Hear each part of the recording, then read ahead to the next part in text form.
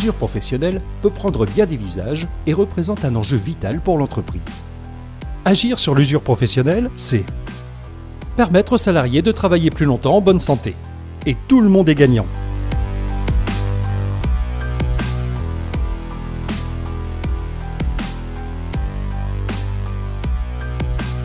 Le contexte est un contexte global qui nous a donc amené à travailler avec l'ARACT et la CARSAT dans le sens où on avait déjà des statistiques sur l'émergence des maladies professionnelles puisque malheureusement en termes de sinistralité, les EHPAD dépassent aujourd'hui le secteur du BTP. L'ARACT et la CARSAT nous ont aidés à poser un diagnostic finalement en différents temps. C'est-à-dire que le premier temps de l'accompagnement était finalement plutôt un temps de formation et d'information. L'ARACT et la CARSAT nous ont donné un tableau Excel où on pouvait reprendre toutes les données RH. Grâce à cet outil, nous avons pu regrouper toutes les informations nécessaires et faire un suivi et une analyse. Les agents ont eu un sentiment de mal-être au travail. Donc du coup, avec ce questionnaire qu'on leur avait fait passer, on a décidé de travailler un petit peu plus sur les conditions de travail, le bien-vivre au travail. Ça prenait encore plus de sens puisque les problématiques qui étaient soulevées venaient directement en fait des agents. Notamment, on a ciblé une problématique qui est assez récurrente dans les EHPAD qui concerne en fait tout simplement le tri du linge sale, puisqu'on a affaire à des charges de sacs qui sont des charges inertes et qui sont lourdes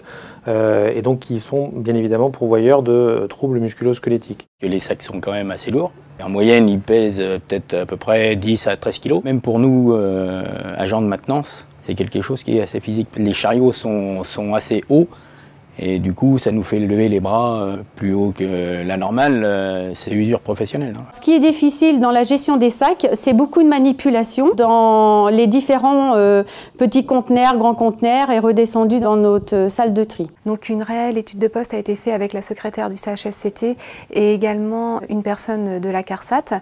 Nous avons fait une étude de poste sur plusieurs jours. À la suite de cette étude, nous avons travaillé avec le service buanderie et Monsieur l'évêque du service atelier qui aujourd'hui est également salarié compétent au même titre que moi-même. Moi je vais être plus sur les chiffres, mon collègue va être plus sur tout ce qui est conditions de travail. Avec tous ces échanges, nous avons décidé de supprimer les sacs dans les services de soins et donc dans les services buanderie. C'est-à-dire qu'aujourd'hui on part sur le principe de zéro sac, plus d'usure professionnelle liée aux conditions de travail. Aujourd'hui c'est la première expérience sans sac. Mon collègue a inventé un chariot avec des poubelles pour justement essayer d'éviter ce problème de sac. Donc c'est un chariot qu'il a conçu lui-même avec un petit moteur, avec un vérin. Ça nous éviterait de soulever les sacs de linge sale. C'est un progrès important pour le fonctionnement de l'équipe.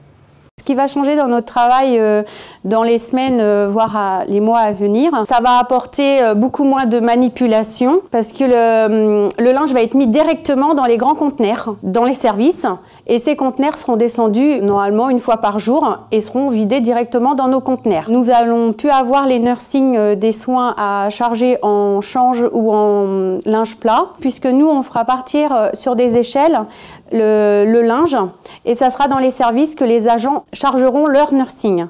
Et nous, en compensation, on va avoir les chariots de linge de résidents qu'on va distribuer dans les chambres pour avoir plus de contact avec les résidents. Au niveau de l'impact finalement de cette étude ARACT-CARSAT, je pense dans un premier temps que ça nous a permis quand même de mettre en place une culture. On a tous des notions sur la prévention de l'usure professionnelle, on a tous parfois notre définition, donc là au moins ça nous a permis de poser ces bases-là, parce qu'en fait il y avait le CHSCT qui était présent. On avait la chance aussi d'avoir la chargée des ressources humaines qui était présente.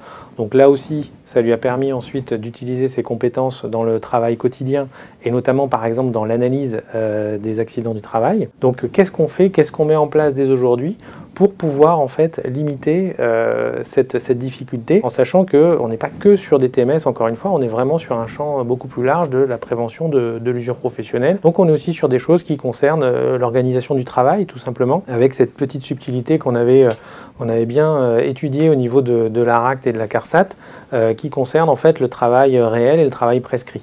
Ça aussi, c'était quelque chose de très intéressant parce qu'en allant sur le terrain, on a bien senti cette distinction qui s'opérait avec tout simplement une adaptation en fait, de l'agent par rapport à ce qui lui est demandé et par rapport à ce qu'il peut faire finalement en réalité sur le terrain. De tout ce travail, en fait, a découlé un planning, donc une réorganisation du service, une réorganisation des tâches demandées, étant donné qu'on a refait les déroulés de tâches ciblés sur le service soins qui avait besoin d'un mieux vivre au travail. C'est un travail d'équipe réellement. On a énormément sollicité nos collègues. Que la direction veuille le faire, que le service ressources humaines veuille le faire, que les CHSCT soient dedans, il faut derrière que l'ensemble des agents veuillent participer, parce que sans eux, nous, on n'avance pas.